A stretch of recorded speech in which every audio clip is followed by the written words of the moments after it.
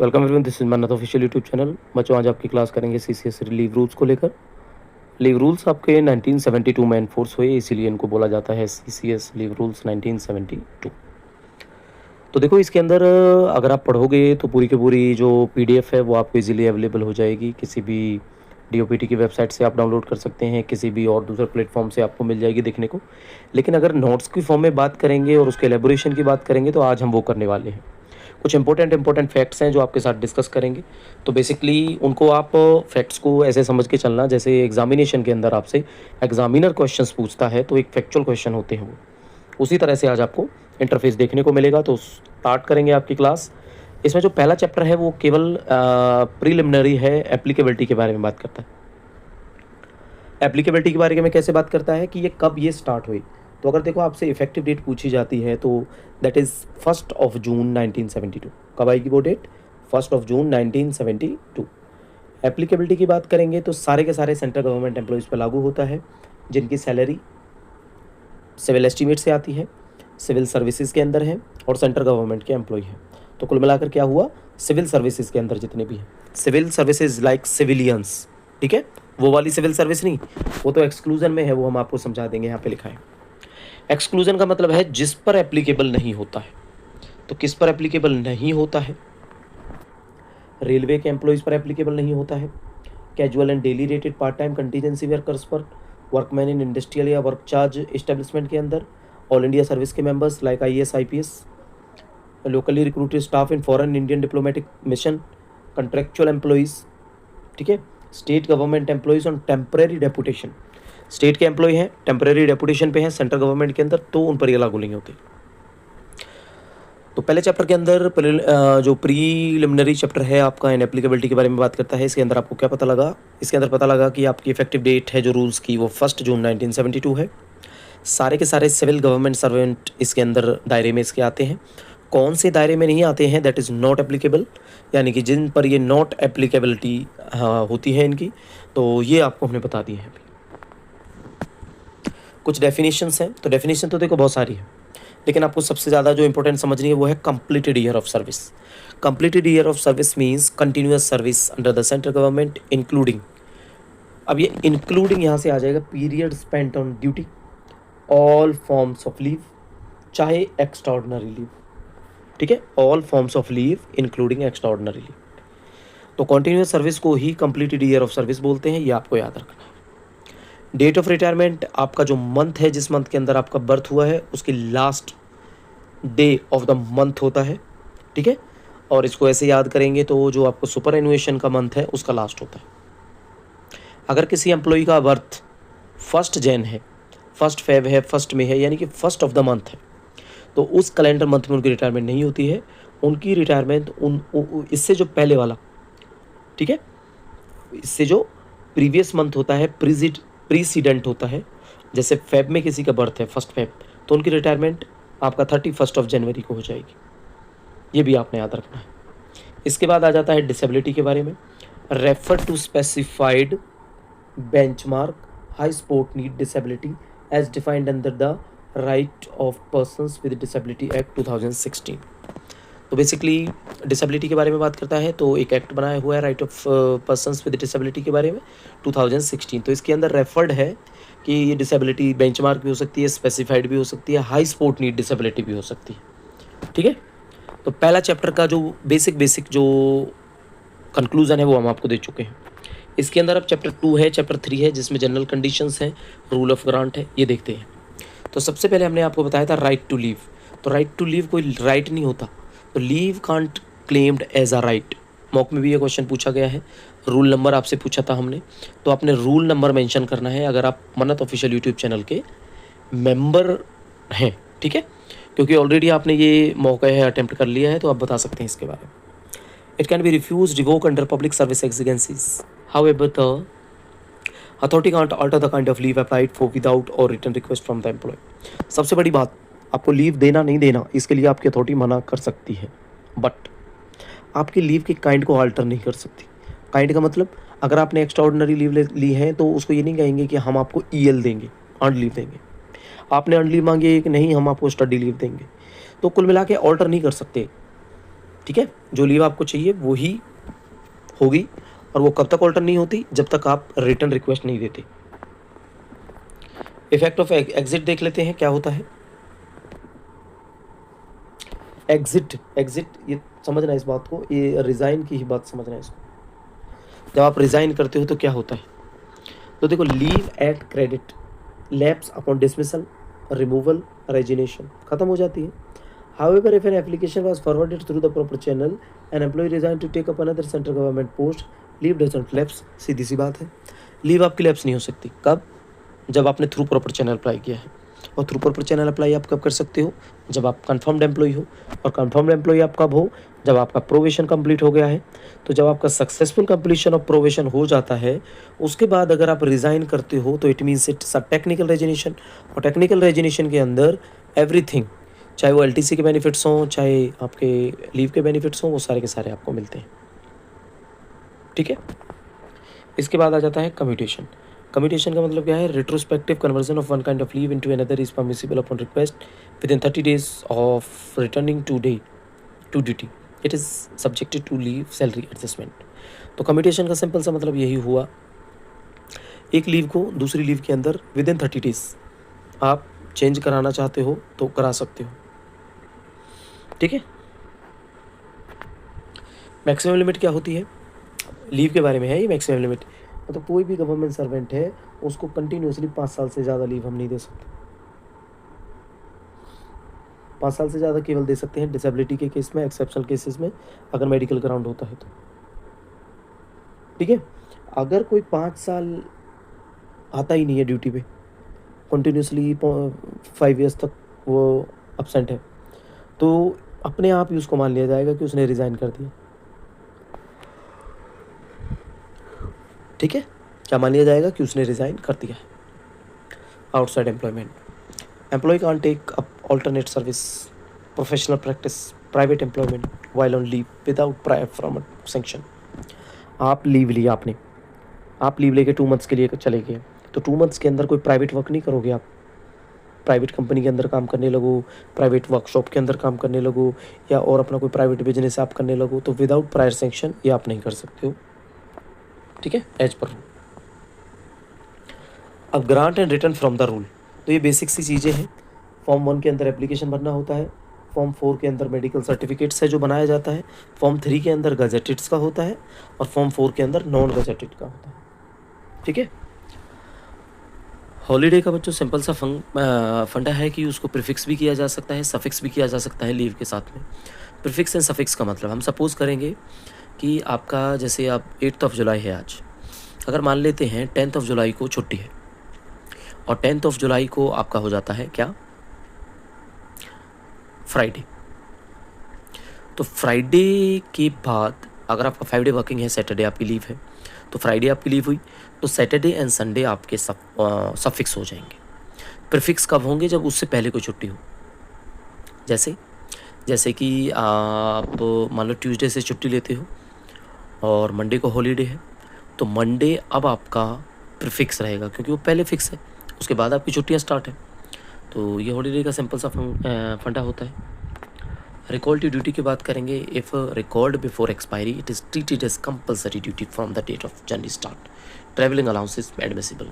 अब recall to duty कर लिया आपको, अगर आप आओगे जाओगे लीव एप्लीकेशन के दौरान तो आप खुद बियर करोगे उसके एक्सपेंसेस, लेकिन अगर आपको पहले बुलाया जाता है तो जितना आपका टू एंड फ्रो आने का जो एप्लीकेबिलिटी है as per rule travelling allowance के हिसाब से, वो भी आपको मिलेगा, और जिस दिन से आपको रिकॉल किया जाता है उस दिन से ही आपको ड्यूटी पे अज्यूम किया जाएगा। ठीक है, फिटनेस ऑन रिटर्न, फॉर्म 5 के अंदर हम फिटनेस देते हैं, फॉर्म 3-4 के अंदर हम मेडिकल देते हैं, फॉर्म 5 के अंदर हम फिटनेस देते हैं। ठीक है, उम्मीद है क्लास अच्छी लग रही होगी आपको। ठीक है, ज़्यादा टाइम आपका हम बिल्कुल वेस्ट नहीं करेंगे, और ये बच्चा कोई बिल्कुल भी ना सोचे कि 8 जुलाई हुआ है और भी बहुत कुछ पड़ा है पेंडिंग। बहुत कुछ पेंडिंग नहीं है, एक मैराथन टाइप के तरीके से आप देखोगे आपका सब कुछ कवर अप हो जाएगा। सबसे ज़्यादा फोकस अपने रिवीजन के, अपने नोट्स के रिवीजन पे करना है, अपने मॉक्स पे करना है, simple. Kind of leave due and admissible, सबसे बड़ी जो बात है लीव्स की आ जाती है, तो अर्नड लीव। तो अर्नड लीव के अंदर पढ़ेंगे, सारी बेसिक बातें हैं, सारी इंपॉर्टेंट चीज़ें हैं जो लिखी गई हैं। 1 जुलाई और पहला जनवरी, 1 जुलाई एंड 1 जनवरी, 2 इंस्टॉलमेंट में एडवांस में आपकी लीव क्रेडिट होती है, 15 डेज़ 15 डेज़। तो आपसे कोई पूछेगा इन अ कैलेंडर ईयर कितनी हुई, तो 15 15 30, तो 30 डेज़ आपका हुआ। एक्यूमुलेशन होता है कि कितनी छुट्टियाँ आपकी इकट्ठी हो सकती हैं, 300 डेज़, इससे ज़्यादा एक्यूमुलेशन नहीं होती, फिर वो लैप्स हो जाती है। डिडक्शन डाइजनोन और ईओएल के केस में देखो, अगर आपका कोई पीरियड डाइजनोन हो गया या आप हो एक्स्ट्राऑर्डिनरी लीव पर, तो जितना पीरियड आप एक्स्ट्राऑर्डिनरी लीव पर हो या डाइजनोन पर हो, उसका 1/10 आपकी छुट्टी कम कर देंगे हम लोग means administration. 1/10 of any period of extraordinary leave. सबसे ज़्यादा बात यही है कि वो 15 से ज़्यादा नहीं हो सकता। क्यों? क्योंकि 6 महीने के अंदर 15 छुट्टी तो मिलती है आपको, ज़्यादा से ज़्यादा कट होंगी तो 15 ही कट करोगे ना। अगर मान लो आपने 20 दिन एक्स्ट्रा ऑर्डिनरी पीरियड सर्व किया या डाइजनोन पीरियड हो गया आपका वो, तो 20 दिन का बच्चों 1/10 कितना हुआ, 2 डेज़ हुआ। 2 डेज़ की अर्नड लीव आपकी माइनस करके 15 में से 2 माइनस करेंगे, 13 ही क्रेडिट शो करेंगे हम आपका। ठीक है। और ईएल की बात की जाती है तो मैक्सिमम कितनी ईएल हैं जो सेंक्शन की जाती हैं एट अ टाइम, 6 मंथ की, यानी कि 180 डेज़। ठीक है। और कंटिन्यूस लीव कितने साल से ज़्यादा कोई नहीं दे सकता आपको, 5 ईयर से ज़्यादा।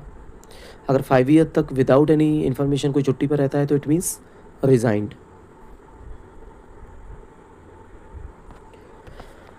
एचपीएल आपकी मेडिकल लीव होती है जिनको हाफ पे लीव बोलते हैं, ये भी एज इट इज़ क्रेडिट होती है फर्स्ट को और फर्स्ट को, लेकिन 10-10 मिलती हैं आपको, ये होती हाफ है। हाफ का मतलब 10 और 10 साल में 20, तो 20 हुई तो 20 means not 20 days, 20 means half, यानी कि 10 डेज़। तो इसमें जो आधी छुट्टी है हाफ लीव, हाफ में ही क्रेडिट होती है।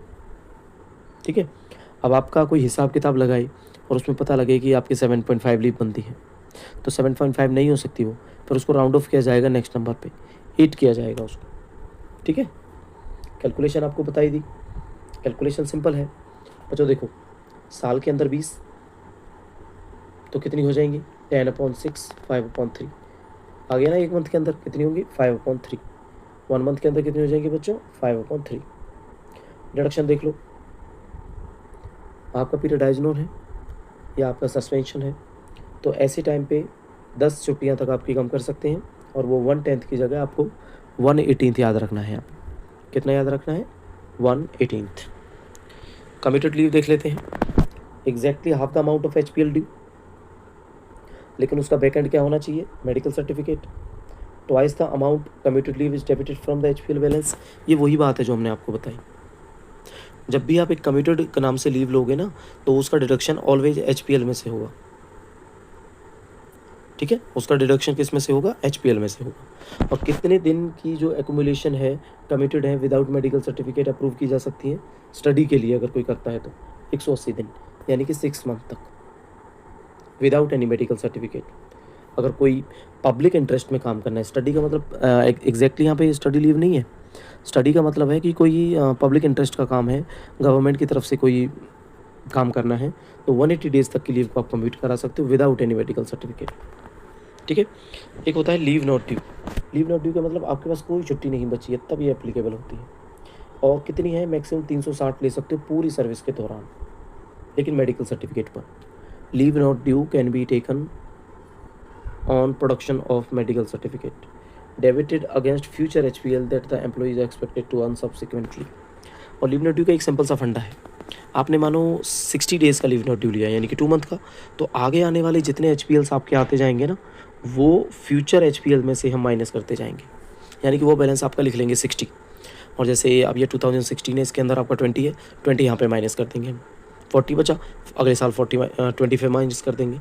तो कुल मिला के क्या है, डेबिट होगा but against future HPL that employ is expected to earn subsequently, जो एम्प्लॉय एक्सपेक्ट करता है कि वो आगे कमाएगा। ठीक है, इसमें होता है लीव नॉट ड्यू। इसके बाद आ जाएगा एक्स्ट्रा ऑर्डिनरी लीव। तो एक्स्ट्रा ऑर्डिनरी लीव में क्या है, granted when no other leave is admissible, when other leave is admissible but the employ requested EOL in writing. ठीक है, no other leave is admissible, तब आपको जो है ये मिलेंगे। Doesn't carry any leave salary, कोई लीव सैलरी कैरी नहीं करते। Temporary employ face strict ceiling 3 से 24 महीने, leave is for continuous service, medical treatment for critical illness, TB, cancer, study in public interest. तो कुल मिला के आपने समझना है कि जो एक्स्ट्रा ऑर्डिनरी लीव है वो आपके इसी केस में दी जाती है। किस केस में दी जाती हैं? आपके टेम्परेरी या तो मेडिकल की ऐसी कोई कंडीशन है, सिचुएशन जिसमें आपको मिलेंगी एक्स्ट्रा ऑर्डिनरी लीव, ठीक है, और कोई सैलरी नहीं मिलती है, इसका सिंपल सा मतलब है। इन दिनों अगर आप छुट्टी पर रहोगे ना बच्चों, तो आपको कोई छुट्टी नहीं मिलेगी, मतलब सैलरी नहीं मिलेगी। क्लियर?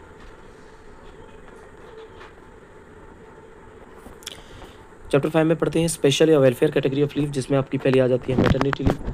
और मैटरनिटी लीव का सिंपल सा फंडा, 2 बच्चों तक मिलती है, 180 दिन मिलती है, 45 डेज मिलती है अगर मिसकैरेज या एबॉर्शन हो जाता है। सरोगेसी के केस में क्या होता है? सरोगेट मदर है और जो कमीशनिंग मदर है, अगर दोनों गवर्नमेंट सर्वेंट है तो दोनों को 6 महीने की लीव मिलेगी, ठीक है। तो ये सरोगेसी का केस होता है।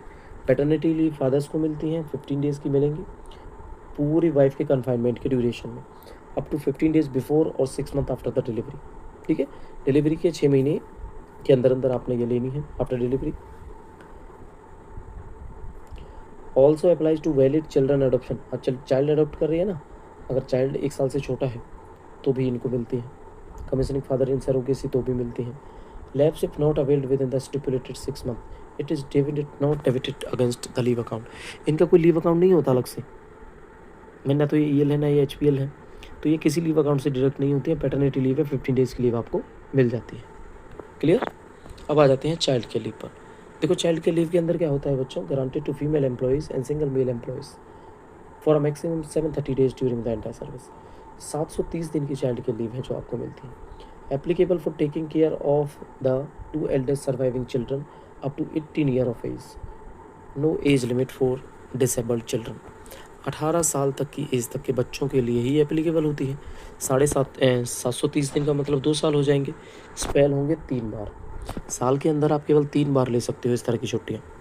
6 बार तक उनको मिलती हैं बच्चों, ये नोट कर लेना, जो केवल सिंगल फीमेल एम्प्लॉय है, यानी कि उनके फादर नहीं है, बच्चे के फादर नहीं है और सिंगल फीमेल गवर्नमेंट एम्प्लॉय है, तो उनको 6 स्पेल साल में 6 बार वो अप्लाई कर सकते हैं, ठीक है। पे देखो इसके अंदर क्या है, 100%। इनको बच्चों हम चेंज कर देंगे थोड़ा सा, कुछ नहीं है ये। 100% सैलरी पहले 365 दिन, टोटल थे 730 डेज। तो पहले जब तक 365 डेज़ का बैलेंस आपका चलता रहेगा तब तक सैलरी आपको 100% मिलेगी। उसके बाद का जो 365 डेज़ का बैलेंस होगा उसमें सैलरी आपको 80% मिलेगी। बस इस चीज़ को आपने नोट करना है। Special leave for inquiry of sexual harassment. Inquiry अगर होती है सेक्सुअल हरासमेंट के दौरान तो लीव का सवाल आपसे पूछा जाएगा, तो अप टू 90 डेज़ आपने आंसर देना है, अप टू 90 डेज़। और ये उनके रेगुलर लीव अकाउंट से डेबिट नहीं होती है, तो ये एक तरह से स्पेशल लीव है जो लीव अकाउंट से डेबिट नहीं होती है। WRIIL, work related illness and injury. Simple सा है इसके अंदर कि अगर कोई काम करते वक्त आपको जो इंजरी हो जाती है, इलनेस हो जाती है ऑफिशियल ड्यूटी के दौरान, तो इस केस में क्या होगा, फुल पे एंड अलाउंसेस मिलेंगे आपको हॉस्पिटलाइजेशन के दौरान। हॉस्पिटलाइजेशन के बाद में रेगुलर एम्प्लॉय को फुल सैलरी मिलेगी 6 महीने तक एंड हाफ सैलरी मिलेगी नेक्स्ट 12 मंथ्स तक। ना EL क्रेडिट होंगी ना HPL क्रेडिट होंगी जब आपका WRIIL का पीरियड चलेगा, ठीक है। दोबारा नोट करो, फुल सैलरी मिलेगी ड्यूरिंग हॉस्पिटलाइजेशन, आफ्टर हॉस्पिटलाइजेशन 6 महीने की सैलरी आपको मिलेगी, ठीक है। हाफ सैलरी तब मिलेगी आफ्टर 6 मंथ, अगर आप कंटिन्यू करना चाहते हैं 12 महीने तक, ठीक है। स्टडी लीव का पढ़ लो भाई। स्टडी लीव के लिए 5 साल की आपकी कंटिन्यूस सर्विस होनी चाहिए। कल को आप जूनियर एडमिन ऑफिसर लग जाते हैं, असिस्टेंट एडमिन ऑफिसर लग जाते हैं, तो 5 साल की कंटिन्यूस सर्विस चाहिए तो ही आपको स्टडी लीव मिल पाएगी, ठीक है। Who are not reaching a superannuation within 3 year of retirement. ऐसा भी नहीं होना चाहिए कि 3 साल के अंदर अंदर ही आपकी रिटायरमेंट हो और आपको हम स्टडी लीव पर भेज दें, तो ऐसा भी पॉसिबल नहीं होता है। किसके लिए भाई, ऑफिशियल ड्यूटीज़ में अगर कोई स्पेशलाइज प्रोफेशनल या टेक्निकल कोर्स करना चाहते हो तो ही आपको मिलेगी स्टडी लीव। 12 महीने की एक टाइम पे मिलेगी, 24 महीने की टोटल सर्विस के दौरान मिलेगी आपको। 36 महीने तक मिल सकती है अगर आप CHS के ऑफिसर्स हो। अगर आपने पोस्ट ग्रेजुएशन करना है और आप सेंट्रल हेल्थ सर्विसेज के एम्प्लॉय हो तो आपको 36 महीने यानी 3 साल तक स्टडी लीव मिलेगी। वैसे ऑर्डिनरी पर्सन हैं, WO हैं, क्लर्क हैं, कुछ हैं अदर पोस्ट हैं, तो उनको 24 महीने मैक्सिमम, 2 साल, ठीक है।